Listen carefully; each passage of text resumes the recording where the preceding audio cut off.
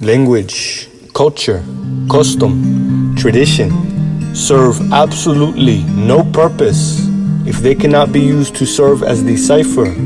by which allows one to understand how to properly, symbiotically, interdependently relate to and with all of the many shapes, forms, and expressions of life in which make up the biosphere and ecoregion in which one is currently inhabiting.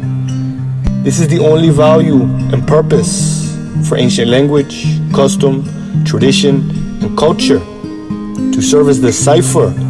which illuminates the prism by and through which one's ancient original ancestors viewed and related to and with the rest of the natural living breathing cosmos. If one's language, culture, custom, and tradition cannot provide this necessary, required, ancient original insight and context which will enable one to live symbiotically in harmony with and in the territory of our Mother Earth one currently inhabits, then it is an inhibition, not an asset. Understand, relatives, a tree may not grow flower and fruit in a bed of pearls, nor gold and precious stones. What facilitates the growth, the empowerment, and inevitably the flowering and fruiting of a tree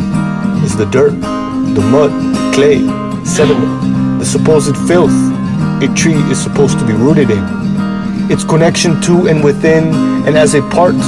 of the very earth. What would define or dictate a tree's health, power, and capability to grow, flower, and fruit?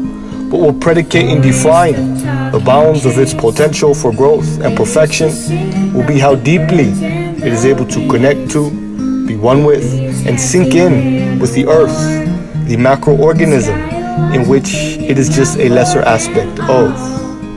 A human being, just like the animals, are in the same way.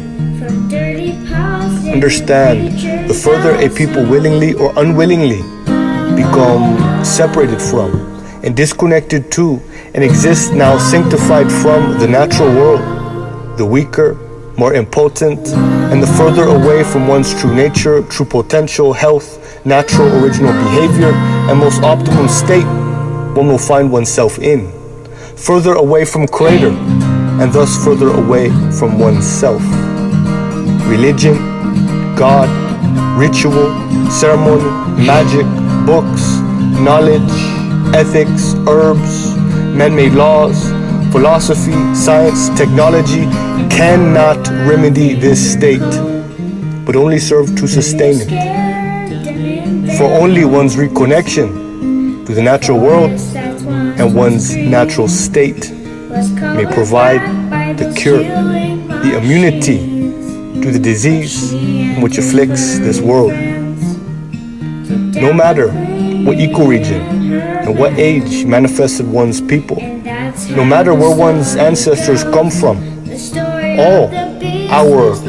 original ancestors once dwelled and lived in bark and animal skin and earned feathers with righteous and courageous deeds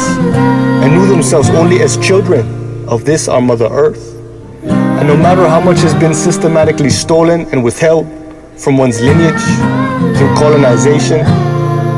understand, out there in the forests that still exist, out there is the circumstance and environment from which all in which has been stolen and withheld was originally derived from, and where this may be reattained. So I ask, put down the books and pick up one's integrity and willingness to become a participant within the natural world, my relations, as this is the only circumstance and environment in which may truly provide what one has lost, what one is seeking. Fulfillment is only found in oneness, and oneness is only attained through reconnection.